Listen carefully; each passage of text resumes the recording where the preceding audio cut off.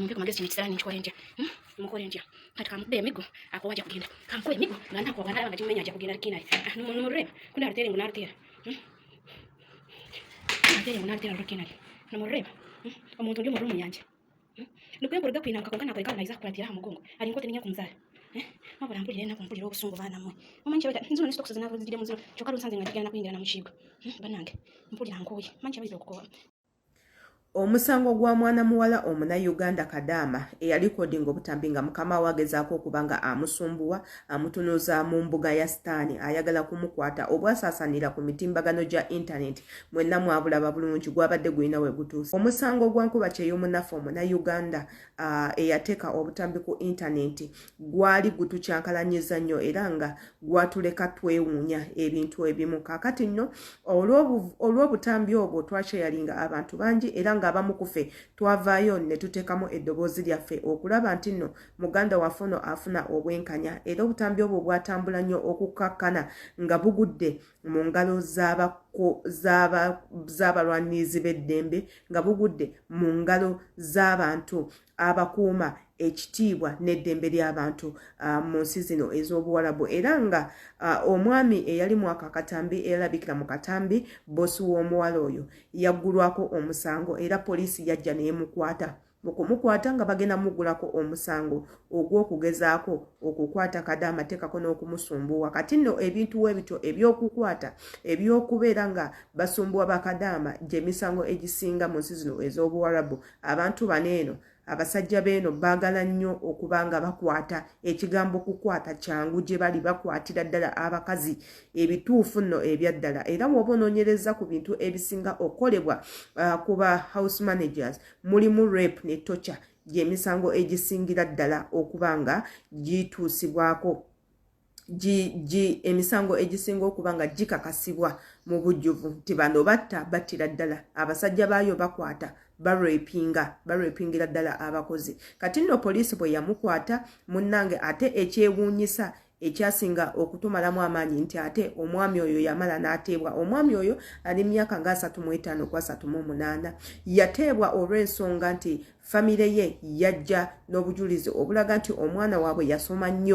yasoma nnyo kompyuta oba tukitwale nti yasoma nnyo IT n'abeera nga acyankala n'obwongo tebukola bulungi. Kaakati olwo nno poliisi n'ebeera nga emuta oluvannyuma lwa famire okuvayo okumweyimirira ne baleeta n'empapula eziraga nti n'omwana waabwe mulalu. Munnanga ate ebyo ne bireetera kadama okuba nga tafunyeemu yadde n'omulundi n'ogumu. Ensonga bwe ziti twazoogerakokko akatambi kange akasembayo nga njogera ku kadama gwe bali bafumise ekiso ne mbagamba nti ebintu weebiti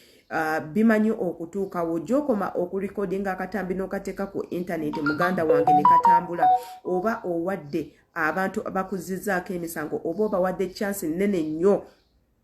ey'okwewozaako n'okunoonya ki kyebagenda okuzzaako wabula singa akatambi ako oba okatadde mu ngalo z'abantu abatuufu immediately osobola okufuna obuyambi kubanga bali oba tobawadde space yakunoonya bujulizi oba tobawadde space yakufumba ki kyebagenda okwogera. Ate na ne mbagamba bannange mulekerengawo okusonyiwa bano abantu nga ye watasobola kukusonyiwa nga ye watasobola kukulumirirwa nga ye watasobola kukuwa kitiibwa lwaki gwe weeteeka mweyo embeera nti gwe oyina okumubeererawo ennyo oyina okumuyiirawo omubiri ne bakugamba musonyiwe n'omusonyiwa ne bafumbafumba ebiboozi n'obigenderako. Nze nabagamba bw'obanga ofunye omuntu azze okukulwanirira omuntu n'agamba nti nedda nze kanneesimbe mu guno omusango nnwane baganda bange ne we bajja n'ebintu bimeka ebikakasa nti omuntu oyo ekintu teyakikoze nga gwe oyina abantu abakubeererawo. Omuganda wange yiga okwekalakasa naawe oyiga okuteekamu obwongo obuzaali. Bano abantu kye basinga okumanya kwe kufojalinga bafojalinga mu buli kimu bakifojalinga n'amazima ne bagabuzaabuza naddala eri ku gwe omukozi kubanga mu nsi zino ffe abajja okukola munnange seeyaffe entono nnyo ddala naddala mmwe ba house managers temuyinaawo seeyadde n'omulundi n'ogumu naye ofunye omuntu agenda okukulwanirira ate bakugambye jjayo omusango olw'okuba ono omuntu mulamu. You don't ask questions. Why don't you ask questions? Ask questions. Obagambe nti omuntu ono mulalu lwaki tagezaako kukwata maama we omuntu ono waba mulalu lwaki tagezaako okukwata ba sisters be lwaki kale at least tali abaganda babalenzi ebisiyaga bw'abanga mulalu lwaki ajja wange omukozi ekikakasa nti nno omuntu ono byakola abitegeera ye omuntu ono bw'aba nga mukimanyi mulalu lwaki mumukkiriza okubeera ewaka lwaki temumutwala gye bakuumira abalalu try to ask questions abantu bano obalage nti nno omusango guno eno ogutegeera bulungi abantu bano obalage nti gwe ebintu obalage nti nno gwe naawe oyina ky'omanyi ku mateeka naye bakubuzaabuzizza omusajja bazze ne bamukwata bakubuzaabuzizza nti zizina empapula bakutadde mu layini ekangibwa naawe okkiriza amangu ago withdrawings omusango tofunyemu kaakati singa yabadde akukutte yandikukutte n'okukutta ne bakutta kubanga eno okwebaka n'omwana w'ewaka munnange kisobola okukuttisa kisobola n'okukusibisa naye ofunye chance orecordinze obutambi tubusheyalinze bavuddeyo omusajja ono bamukutte ate gwe omutadde olw'okuba bakugambye mulalu so baganda bange nze mbagamba nnyo nti nno muddire obwongo bwammwe mubuleke bubeere nga bwetooloola nga bukola bano abantu ensonga lwaki ebyo bonna babikola kuba babamanyi nti nno mmwe temwasoma era babamanyi nti temulina kye mumanyi mu bulamu ekintu kye muyaayaanira kiri kimu kufuna ssente kubanga mukyusa obulamu bwammwe kyekyo kye bamanyi naye woobalaga nti nno wasoma era byokola byonna obitegeera bulungi era ogoberera emitendera n'amateeka munnange bajja kubanga batandika okukutya naye gye munaakoma okubanga mutuusibwako ebintu ng'ebyo ne bajja okubayamba ate gwe kennyini ne weefuula wakoze akatambi nga emuyo yakuyambibwa ate gwe kennyini weefudde olw'okuba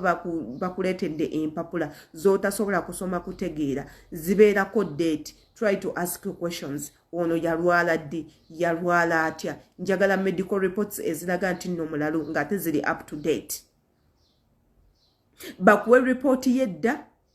nga bakamusula nti mulalu ne ripooti ya leero bakuwe reports eziraga nti omuntu ono abadde amira eddagala era n'eddagala obeere ng'olitegeera n'okuresearchingako kubanga mubeera n'amase muliteekemu omugugo omanye omuntu omulalu ekika bwe kiti ne bwe kiti ekyeddalu alina kumira ddagala ki bijja kuba bibayambako naye mmwe gye munaakoma okubanga nammwe mwesiriwaza olw'okuba bo babatwala nti nomuli basiru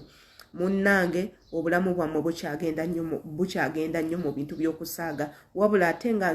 nze Shifah adita kamberekereze atanaba kubanga osubscribinga muganda wange jangu obeere ng'okikola mu bunnambiro oleme kusubwa bintu byonna bye tuteekayo imbagala nnyo bwentyo nenyongera okujjukiza banaffe abaludde Dawuda events gwe wenna alina omukolo olina mukolo ki gwa kwanjula birthday kumanyagana kwalula balongo olina kufiirwa ng'oyagala omukolo gwo gubeere ng'embaga mukwano beera nga wekwata Dawuda Loden events ojja kuba nga ate munnange tewejjusa akukolera decoration yonna gy'oba weetaaze mu colors ez'enjawulo akwambaliza abagole asobola akukwatira vidiyo akukubira ekifaananyi ekirungi mukwano wekwate